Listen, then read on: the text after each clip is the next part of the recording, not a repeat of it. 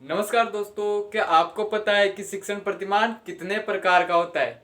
क्या कि शिक्षण प्रतिमान कितने प्रकार का होता है? तो शिक्षण प्रतिमान 4 प्रकार का होता है। कितने प्रकार का? 4 प्रकार का।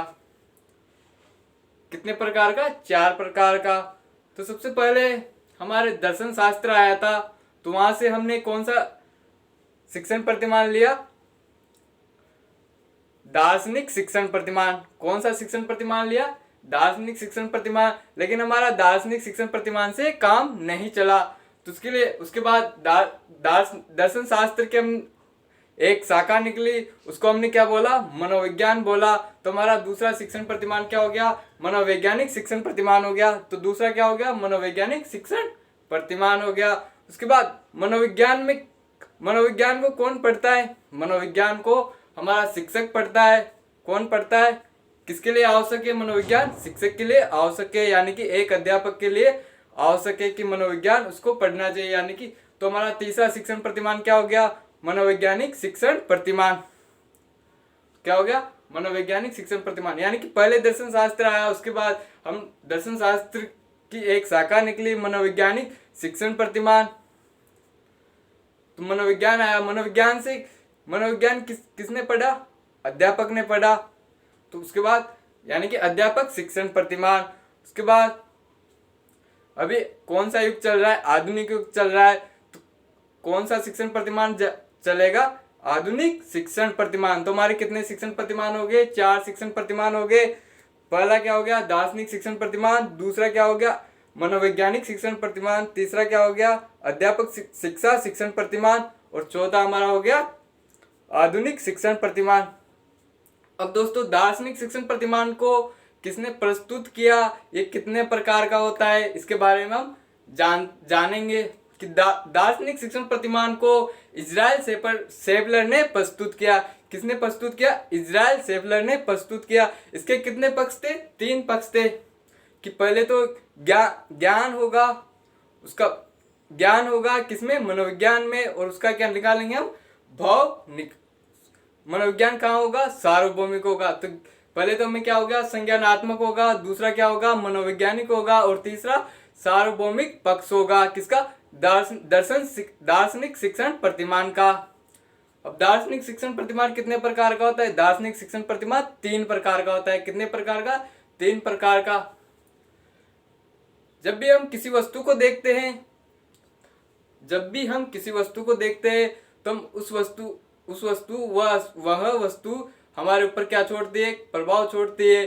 तो उस प्रभाव के ऊपर हम क्या करते हैं? क्रिया करते हैं। क्या करते हैं?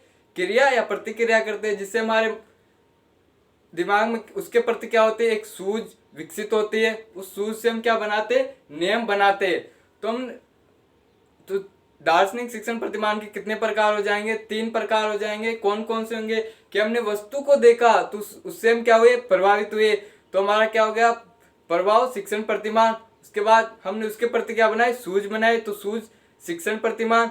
उसके बाद उससे हमने क्या बनाया? सूझ से हमने क्या बनाया? नियम। तो नियम शिक्षण प्रतिमान। इसके बाद हमारा अगला शिक्षण प्रतिमान आता है कौन सा? मनोवैज्ञानिक शिक्षण प्रतिमान। तो मनोवैज्ञानिक शिक्षण प्रतिमान के लिए हमें पहले बच्चे को मनोवैज्ञानिक शिक्षण प्रतिमान को जॉन पी डिसेको ने दिया। किसने दिया? जॉन पी डिसेको ने दिया, यानी कि जॉन पी डिसेको ने प्रस्तुत किया। अब मनोविज्ञान में हम बच्चे का क्या पढ़ते? व्यवहार को पढ़ते हैं। तो व्यवहार को पढ़ने के लिए हमें उसके बुनियाद को जानना पड़ेगा। क्या करना पड़ेगा? बुनियाद को जानना पड़ेगा।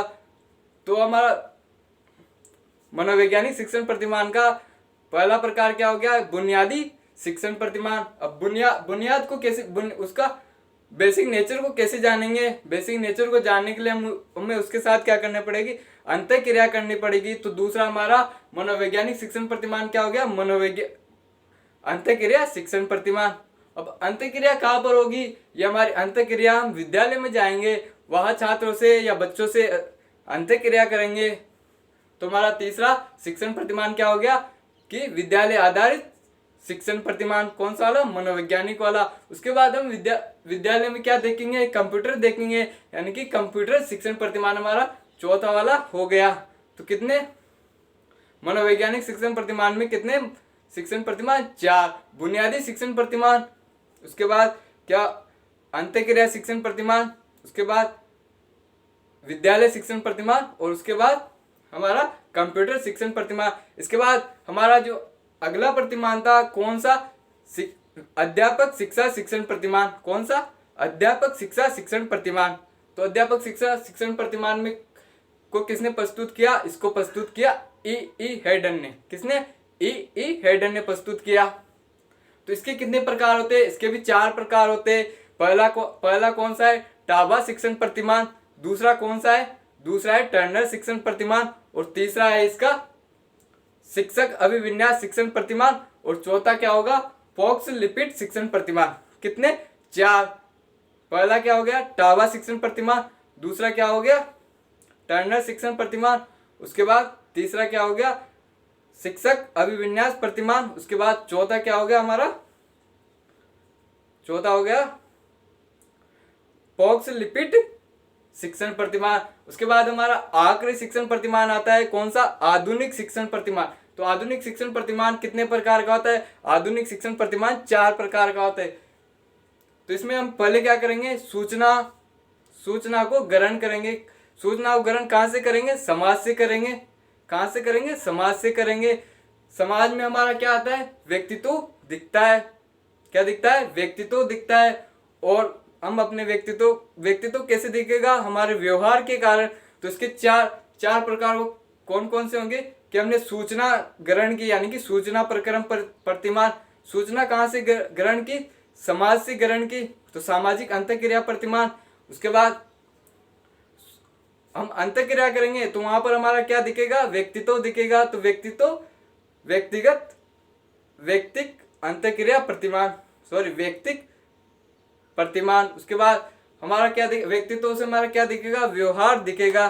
क्या दिखेगा? व्यवहार दिखेगा। तो ये हमारा क्या हो गया? व्यवहारिक शिक्षण प्रतिमान हो गया।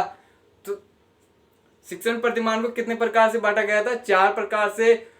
दार्शनिक शिक्षण प्रतिमान, मनोवैज्ञानिक शिक्षण प्रतिमान, शिक्षक शिक्षा शिक्षण प्रतिमान, और आधुनिक शिक्षा प्रतिमान। इन सबको भी बाकी को 4 में बांटा गया है, जो हमने आपको बताया है। अगर आपको वीडियो अच्छा लगे तो इसे लाइक करें और शेयर करें। Thank you.